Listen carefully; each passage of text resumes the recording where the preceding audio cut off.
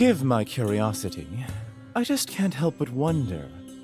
How can a country boy with ambitions as great as yours go on living day after day, knowing he can't aspire to more than his deplorable life? Geoff can barely stay sober enough to feed himself, never mind someone twice his size. It must be exhausting, staying alive. Oh, no, not at all. We manage. Sorta.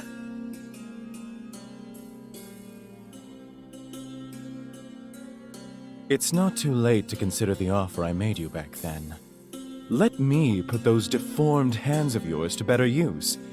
I could give you the armor and the money to pay for it now, if you come work for me in the sewers. It won't be much worse than whatever the blind witch has you doing.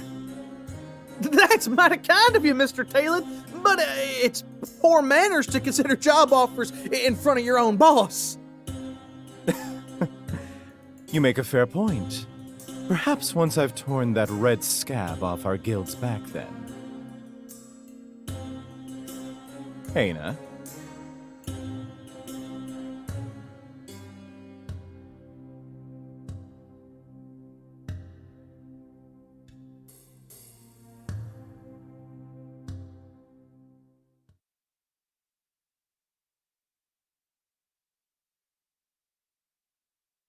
Divine beeswax, I'm crawling out of my skin here.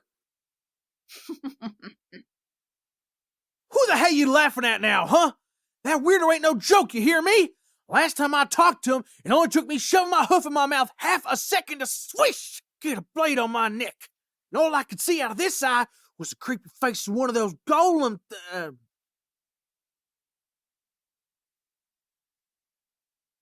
No, yeah, of course you'd find it funny, Mistress Miss Tess.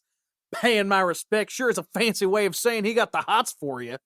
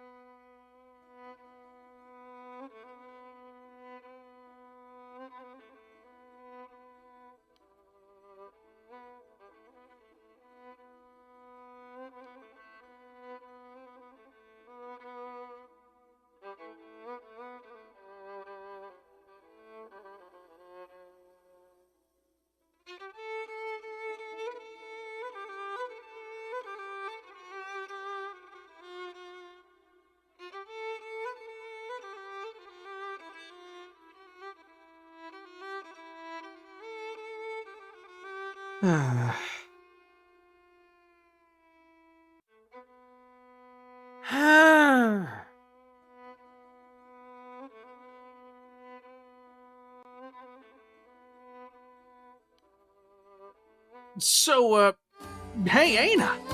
I bet you're still wondering just what in the world can make a hard-working buck like this one get here so late this morning.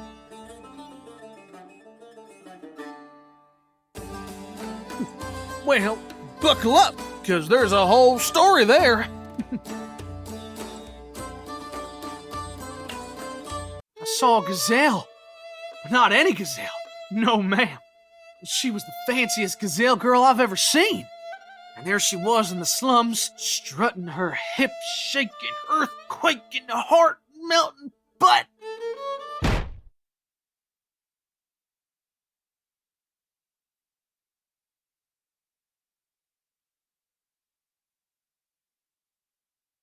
Butt ugly face! So I just ran away because she was so awful. Ugh, yuck. Yeah.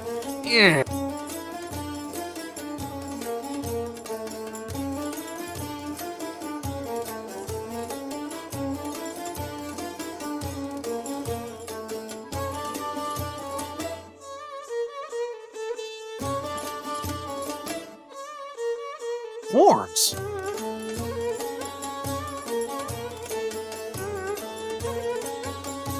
I ain't no gosh darn freaking horn eater, okay? I like does!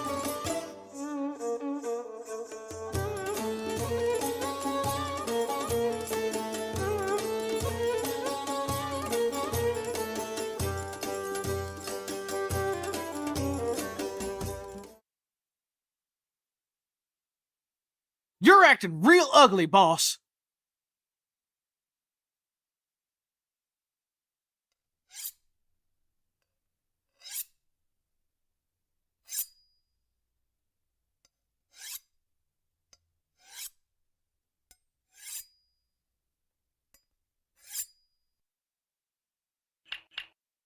What's wrong, Aina?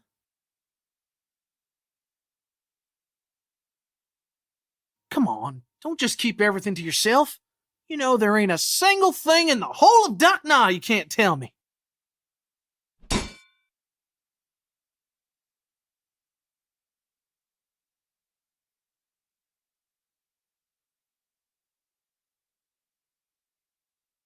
Right.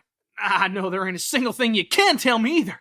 This is one of them metaphors things Gaff loves. He says that a hushed mouth ain't got nothing on an open heart.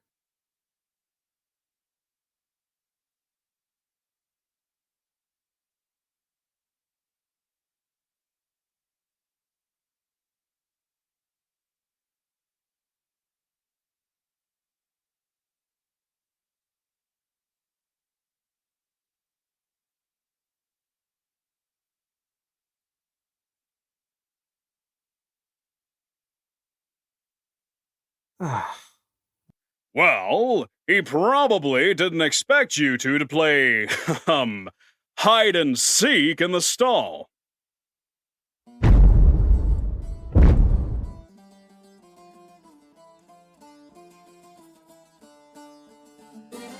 Kilogram? It's respectable Illigrab Buntalos to you, boy. But please, don't hold back on my account. I'll just look the other way. What?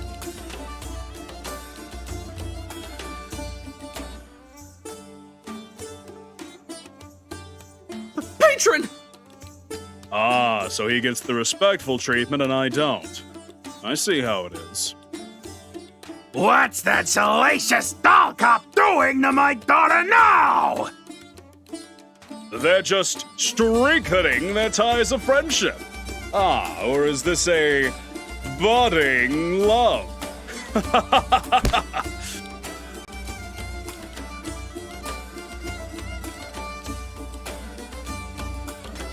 Whoa, whoa, whoa, whoa, whoa, whoa, whoa, whoa, whoa! Hold up.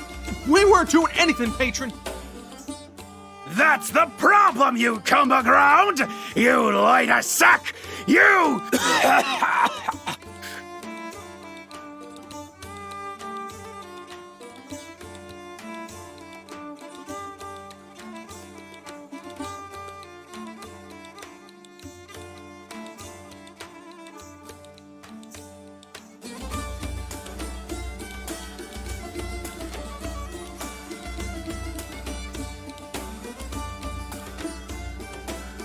You haven't sold a single thing, have you?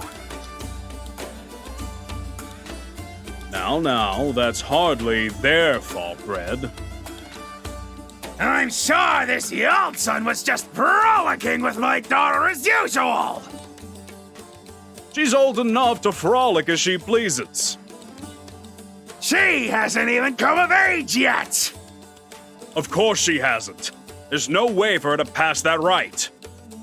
Of course there is! She just needs to open her mouth and stop being an idiot! The only idiot here is the one talking, Patron. Aina's just mute. I wish that rub off on you! And maybe you'd learn to keep your mouth shut when adults are talking! But I did pass the coming of age right, sir. I got them adult horns and... Shut up! Don't you have anything to say about this, insolent child? Aina? She walked away while you two were arguing. Then why didn't you say so sooner, you overgrown sapling? She looked like she needed it. This is all your fault! And yours! What did I do? That's